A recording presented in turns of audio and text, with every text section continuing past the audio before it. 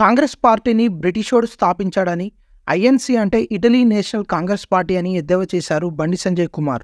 మానకొండూరు మండల కేంద్రంలో పార్లమెంట్ ఎన్నికల ప్రచారంలో భాగంగా ఓ ఫంక్షన్లలో భారతీయ జనతా పార్టీ ఎస్సీసెల్ మోర్చా దళిత సమ్మేళన కార్యక్రమం బీజేపీ మండల అధ్యక్షులు రాపాక ప్రవీణ్ కుమార్ ఆధ్వర్యంలో నిర్వహించారు. ఈ కార్యక్రమంలో బీజేపీ జాతీయ ప్రధాన కార్యదర్శి, కరీంనగర్ పార్లమెంట్ అభ్యర్థి బండి సంజయ్ కుమార్ హాజరై మాట్లాడారు.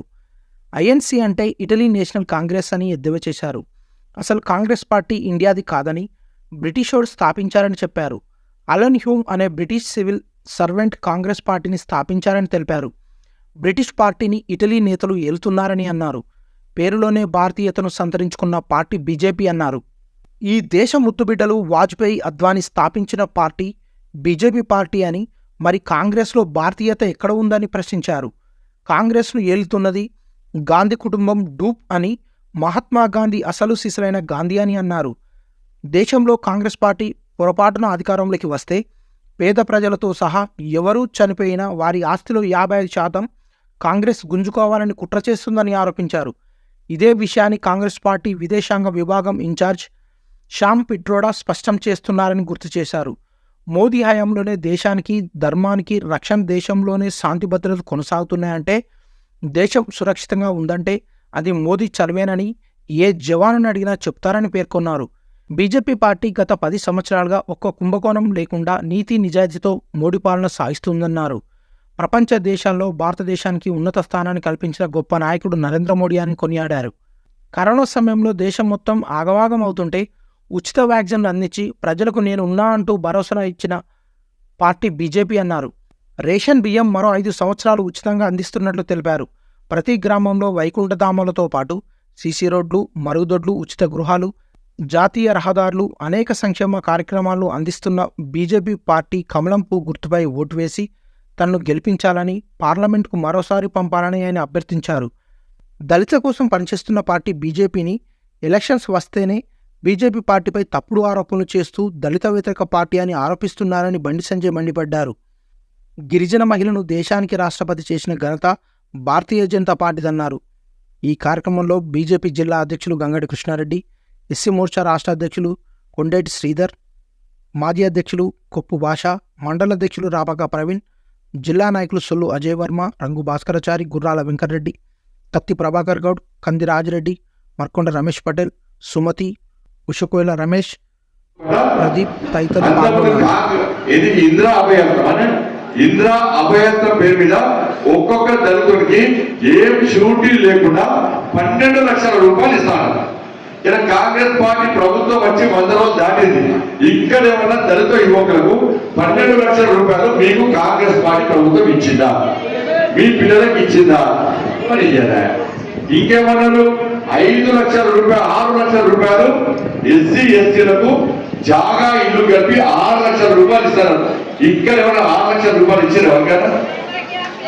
ఇంద్రమ్మ ఇల్లు ఇస్తారు. ఏమి ఇంద్రమ్మ పేరు మీద ఇల్లు ఇస్తారు ఎవరికైనా? ఈ 100 రూపాయలు ఇల్లు ఇచ్చిందా ఎవరికైనా? ఏమి జరగ ఓట్లు వేయించుకున్నారు అయిపోయా, ఓట్లు వేయించుకున్నారు అయిపోయా. అంతకుముందు నరేంద్ర మోడీ ఎప్పుడో మీకు ఇస్తా చెప్పలేదు. ఈ దేశంలో ఎస్సీ రామ్నాథ్ కోవింద్ ప్రధానమైన రాష్ట్రపతి చేస్తానులే కానీ చేసి చూపెట్టాడు. ఒక మైనార్టీని రాష్ట్రపతి చేస్తా అని చెప్పలేదు కానీ చేసి చూపెట్టాడు. ఒక ఎస్సీ సమాజానికి సంవత్సరమైన పేదామే ఎక్కడో తన్నాలు ఉండడానికి ఊరోజు ఎక్కడో తన్నాలు ఉండడమే ఆయన రాష్ట్రపతి చేసాడు నరేంద్ర మోడీ గారు. రాష్ట్రపతి చేద్దాం, ఒక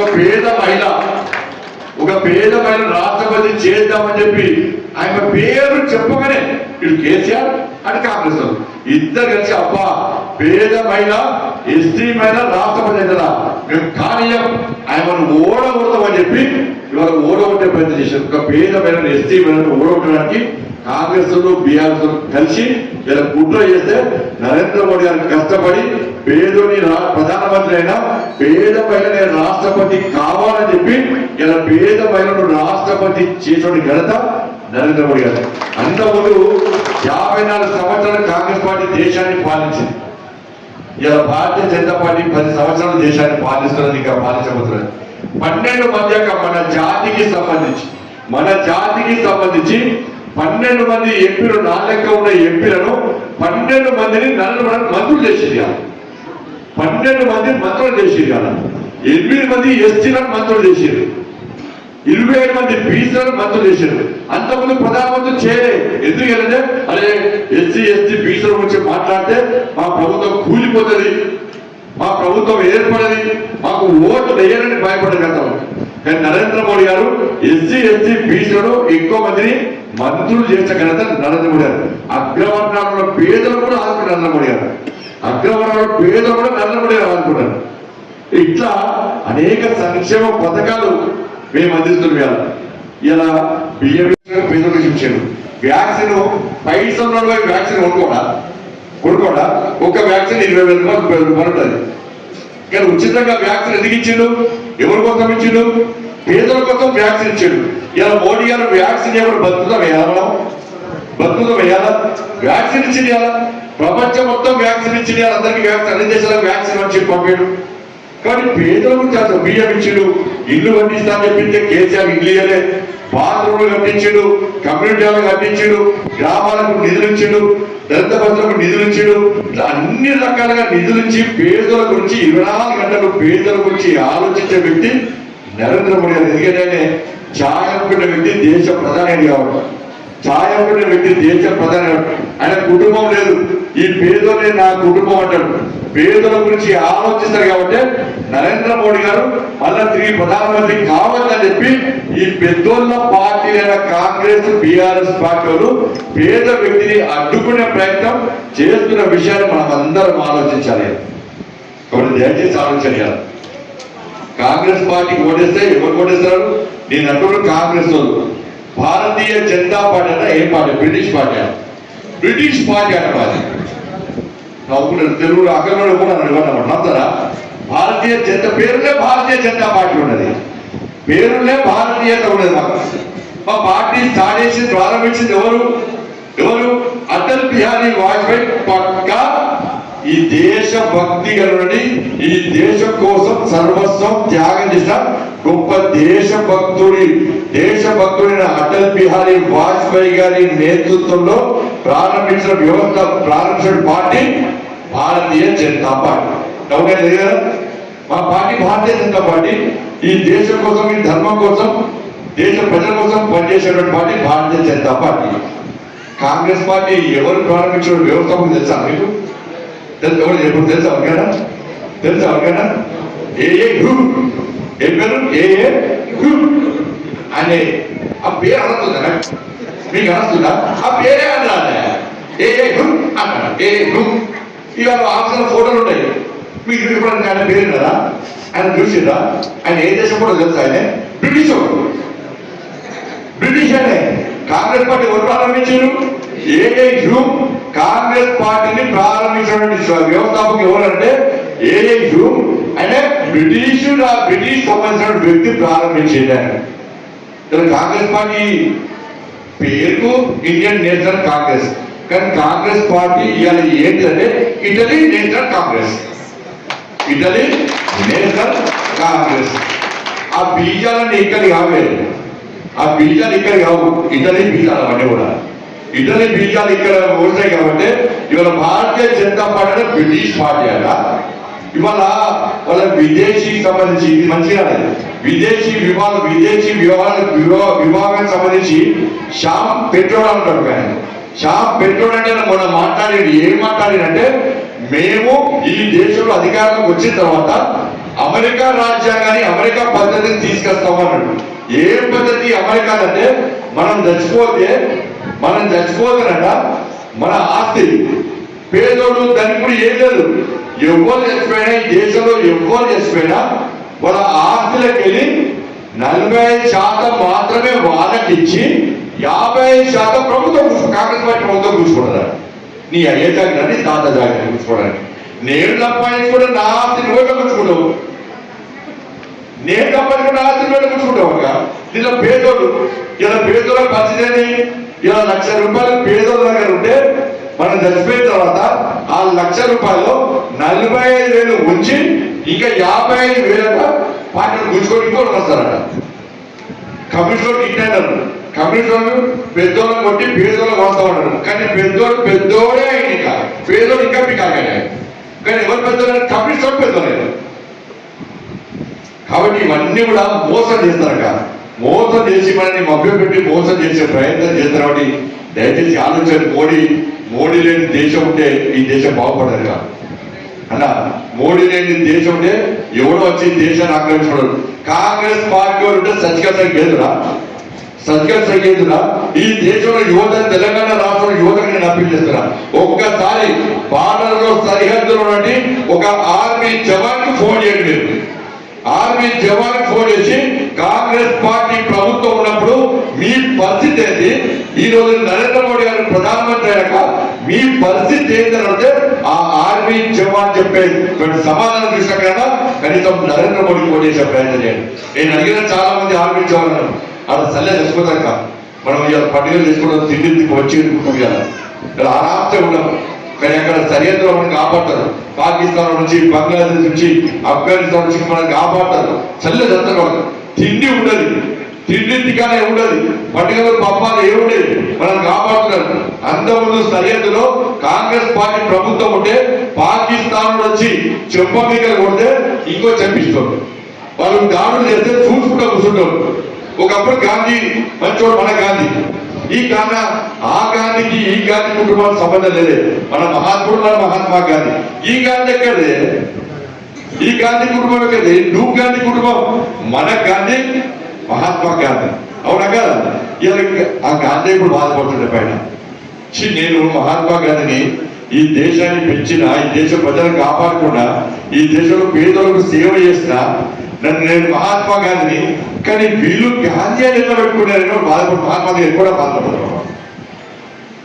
కాబట్టి అక్కడ బాడల్లా మనందరూ చెప్తుంటే అడిగిన అన్న అతను కాంగ్రెస్ పార్టీ ఉన్నప్పుడు అది మిలిటెంట్ జర్నలిస్ట్ ఇలా మా పరిస్థితి అప్పుడే. కానీ నరేంద్ర మోడీ గారి ప్రభుత్వం వచ్చిన తర్వాత వాడు సంపూర్ణాన్ని మన మైండ్లో కథనే కాల్చి పడేస్తామండి. వాళ్ళు దెబ్బ కొడతా అని చెప్పి వాళ్ళ మైండ్లో కథనే దెబ్బ కొట్టి చూపడుతున్నామన్న. మాకు ధైర్యాన్ని ఇచ్చిరు, మాకు స్వేచ్ఛనిచ్చి కాబట్టి ఈ దేశంలో శాంతి భద్రతలు కాపాడబడుతున్నాయని చెప్పి వాళ్ళు జవాబు చెప్తున్నారు. కాబట్టి దయచేసి అక్క నరేంద్ర మోడీ పేదోళ్ళు లేదనే, పేదోళ్ళు కాబట్టి మన పేదోళ్ళు చాలిస్తున్నాడు. మరి మీరు అందరూ కూడా ఎన్నికలు రాగానే వాళ్ళొచ్చి వీళ్ళొచ్చి మాయమాటలు చెప్పి మోసపూరితమైన మాటలు చెప్తారు. కాబట్టి మీరు ఆలోచండి. ఇక్కడ పోటీ చేస్తున్నా నేను నచ్చిన మనకు నచ్చినా నేను అక్క నేను మానవుడు కాంగ్రెస్ పార్టీ వచ్చింది కదా, మీరు ఎప్పుడైనా చూసినా ఆయన పేరు తెలుసా? మీకు ఎప్పుడైనా తెలుసా? ఆయన పేరు తెలుసా? కాంగ్రెస్ పార్టీ ఆయన పేరు గెలిచాలా నాయనరో కాదు. ఎప్పుడైనా తెలంగాణ ఉద్యోగంలో పాల్గొన్నాడా? ఇప్పుడు రైతు ఉద్యోగంలో పాల్గొన్నాడా? ఇప్పుడు దళితుల కోసం పాల్గొన్నాడా? ఇప్పుడు యువత కోసం పాల్గొన్నాడా? రైతులు ఆత్మహత్య చేసుకుని వచ్చిందా? లేకుంటే కోవిడ్ అప్పుడు వచ్చిందా? యువత కోసం వచ్చిందా? ఉపాధ్యాయుల కోసం వచ్చిందా? మీ జర్నలిస్టుల కోసం ఎప్పుడైనా వచ్చిందా? ఎవరి కోసం? ఎస్సీ ఎస్సీల కోసం వచ్చిందా? బీసీల కోసం వచ్చిందా? అగ్రవర్ణాల పేదల రిజర్వేషన్ అమలు కోసం వచ్చిందా? ఎప్పుడు వచ్చిండు? ఇప్పుడు వచ్చిండు. ఎన్నికల ఎందుకు వచ్చిండో 100 కోట్లు ఖర్చు పెట్టడానికి వచ్చిండు. ఇలా ఇంకా బీఆర్ఎస్ పార్టీ అనేది ఆయన అన్ని ఆయనే చేస్తాడు. నేను ఏం చేస్తాను అన్ని ఆయనే చేస్తాడు. ఈ రోడ్ ఆయన ఇచ్చాడు, ఇంకా పెద్ద రోడ్ ఆయన ఇచ్చాడు. ఈ రోడ్ అరే నువ్వు రోడ్ వేస్తాను ప్రారంభోత్సవం చేసుకోకూడదు. ఏం చేయకుండా అన్ని చేస్తాను చెప్పవచ్చు, ఏం చెప్పకుండా నేను చేస్తాను చెప్పవచ్చు. నువ్వు రోడ్ వేస్తాను ప్రారంభోత్సవం చేసుకోకూడదా? 1 కోటి రూపాయలు ఇచ్చింది రోడ్. పెద్ద మనిషి 1 కోటి రూపాయలు ఇచ్చింది ఈ రోడ్డు. నేను 2000 కోట్లు తీసుకొచ్చింది పీకింది, ఆయన 1 కోటి రూపాయలు చెప్పుకున్నాను. 1 కోటి రూపాయలు రోడ్డు బాగుపడుతుందా? 2000 కోట్లు నేను బడ్జెట్ శాంక్షన్ చేసి టెండర్ పెట్టించి వర్గాలు ఇప్పించి నరేంద్ర మోడీ గారితో ప్రారంభోత్సవం చేసిన. మరి ఎవరు చేస్తున్నారు? ఇప్పుడు అది ఎవరు చేశారు? ఏం చేశారు? ఆయన చేస్తారు చెప్తాను. మరి నువ్వు చేసేటప్పుడు మోడీ గారు ప్రధానమంత్రి మోడీ గారు కదా, మరి ఎందుకు ప్రారంభోత్సవం చేసుకోలే? సిద్దిపేటలో నేను సిద్దిపేట నేను తీసుకొచ్చిన, మోడీ గారితో ప్రారంభోత్సవం నేను చేయించిన, ఆయన తీసుకొచ్చాను. ఈ ఆరోపి నేను తీసుకొచ్చిన. ఆ స్కీమ్ మొదటిసారి అప్పుడు ఎంపీ నేను అప్పుడు ఎంపీ కాదు, అది కూడా ఆయన వాడికి వచ్చినాడు. అది కూడా ఆయన వాడికి వచ్చిన మొదటిసారి ఏం చేయలేడు. ఈ కాంగ్రెస్ వాళ్ళు బీఆర్ఎస్ ఇద్దరు రాత్రి ఇద్దరు పడే ఇద్దరు కేసీఆర్ దోస్తులు వాళ్ళు ఇద్దరు. కేసీఆర్ నాణానికి బొమ్మ పోతు, కాంగ్రెస్ అయినా బీఆర్ఎస్ అయినా. కాబట్టి దయచేసి ఆలోచన ఇద్దరు మాయమాట చెప్పి మోసం చేసే ప్రతి నేను నా మీద 100 కేసులు ఉన్నాయి, నా మీద 100 కేసులు ఉన్నాయి, వాళ్ళేమో 100 కోట్లు ఉన్నాయి మన దగ్గర. ఇప్పుడు 1000 కోట్లు సంపాదించుకున్నాను. నేను మీకోసం 1000 కేసులు వేయడానికి నేను సిద్ధంగా ఉన్నాను. నిన్న చెప్పిన వాళ్ళ గడిలకు వారసులు, పెద్ద పెద్ద అందరూ గడిలకు వారసులు. ఇలా గడిలకు వారసులు కావాలా, గడిపోయి బిడ్డ కావాలి, మీరు ఆలోచన ఒకసారి. నేను మీకోసం పేదోని కాబట్టి మీ పేదల కోసం కొట్లాడుతున్నా. ఈ ఇట్లా చెప్పి రేపటి కాంగ్రెస్ లో ఏమో తెలుసా, పండిసంటే తెల్లబట్టలు వేసుకున్నాడా, పండిసంటే పేదలుగానే తెల్లబట్టలు వేసుకున్నాడే, పండిసంటే చెప్పులు కూడా పండిసంటే పేదలుగానే చెప్పులు వేసుకున్నాడే అన్నాడు.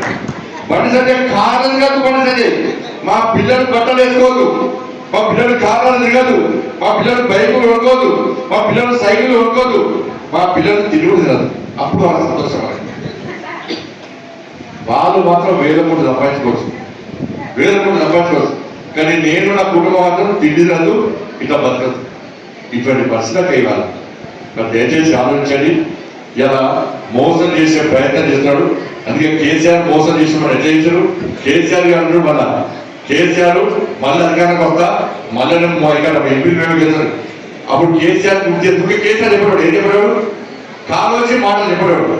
పరాయుడు తప్పు చేస్తే పొల్లి వేరే వరకు తప్పి కొట్టాడు, సొంత మనవాడు తప్పు చేస్తే ఇక్కడనే వంద ఉంటాడు. ఇలా కేసీఆర్ పరిస్థితి జూన్ 4వ తారీఖు పక్క కిందికి పార్టీగా లోపల వంద పెడితే కాంగ్రెస్ పార్టీని తెలంగాణ రాష్ట్రం నుంచి తరిమి కొట్టడెక్కారు. కాబట్టి దయచేసి ఆలోచండి, ఎవరికి ఓటేస్తే విలువ ఉంటుంది, ఎవరు మీ ఓటుకు విలువ తీసుకొచ్చారు, మళ్ళీ ఎవరు తీసుకొస్తారు, మీకోసం ఎవరు కొట్టాడారు, ఎవరు కేసులున్నా జైలుకైనా ఎవరు కొట్టాడారో ఒక్కసారి ఆలోచండి. మీకు పరిచయం లేని వ్యక్తి, ఎన్నడూ ముఖం చూడని వ్యక్తికి ఎట్లా చేస్తారో కాదు, ఎట్లేస్తారు ఓటు. మీ ముఖం చూడలే, మీ ముఖం వాళ్ళ వాళ్ళ ముఖం వెళ్ళలే. ఎప్పుడు రాలేదు, మీకు కష్టాలు రాలేదు, మీకు ఇబ్బందులు రాలేదు. ఎన్నికలప్పుడు వాళ్ళు ఇద్దరు వస్తున్నారు, ఇద్దరు రాత్రి కూడా మాట్లాడుకుంటున్నారు. కాబట్టి దయచేసి అన్ని విషయాలు మీకు అర్థం చేసుకోవాలి. ప్రధానమంత్రి ఇవ్వాలంటే మీరు నాకు ఓటేస్తే నేను పోయి నరేంద్ర మోడీ ఓటేస్తా. ఇలా కాంగ్రెస్ అనేది ఓటేస్తే ప్రధానమంత్రి కూడా వలగలేదు. కాంగ్రెస్ కూడా ఓడితే ఎవరు కొడతారు పోయి, ప్రధానమంత్రి ఓటే లేవు. ఇక కాంగ్రెస్ బీఆర్ఎస్ కేసీఆర్ అవుతారు ప్రధానమంత్రి. మీరు గట్టి కొట్టే బాబుగా గడి వస్తున్నాడు. పత్రానికి 5 రోజులు చూడండి. ఏ వ్యక్తులు ఎత్తి ఏ వ్యక్తులు అతని 2 గట్టిగా దంపచ్చి ఇక చెప్పేస్తారు. ఇక ఇప్పుడు నమ్మలేదు. ఇంతకుముందు టీవీలో ఇలా మన్నాలు కూర్చుంటే ఇలా మాట్లాడే గంట time pass, full time pass. KCR press conference అంటే ఫుల్ టైం పాస్. మధ్యాహ్నం ముంగడ పాటలు ఫుల్ అవుతారు. ఏం రాత్రి సినిమా సీరియల్ చూస్తూ కూడా కేసీఆర్ ప్రెస్ మీటింగ్ అంటే సీరియల్స్ కేసీఆర్ ప్రెస్ మీటింగ్ ఉంటారు. ఆ జబర్దస్త్ ఇక జబర్దస్త్ ఉంటారు. ఇక కేసీఆర్ ప్రెస్ కాన్ఫరెన్స్ జబర్దస్త్ చేయడం అలా ఉంటుందా, ఫుల్ టైం మాత్రం కేసీఆర్. ఏం కాబట్టి దయచేసి ఆలోచనక మంచి మనసుతో ఆలోచండి. మీ ఆశీర్వాదాలు మాకు ఉండాలి. మీరు నాకు మీ అమూల్యమైన ఓటు వేయండి. ఓటు వేయకుండా దగ్గర ఓటు వేయకుండా తప్పు చేశాడు. ఓటు వేయకుండా చాలా తప్పు చేశాడు. ఎదురే ఎండ కొట్టినా వర్షం పడ్డా ఏమైనా కూడా ఇలా మీరు ఓటును తప్పకుండా ఓటు వేయాలి. ఓటు వేస్తేనే ప్రశ్నించే అవకాశం ఉంది. కాబట్టి తప్పకుండా మానకొండూరు నియోజకవర్గంలో 100% ఓటింగ్ కోసం మా కార్మికులందరూ కష్టపడి పనిచేస్తున్నట్టు మీరు కూడా సహకరించి మీ ఓటు ఒకటి వినియోగించాల్సిందిగా మీ అందరికీ విజ్ఞప్తి చేస్తూ ముగిస్తున్నాడు. భారత్ మాతాకి, భారత్ మాతాకి జై.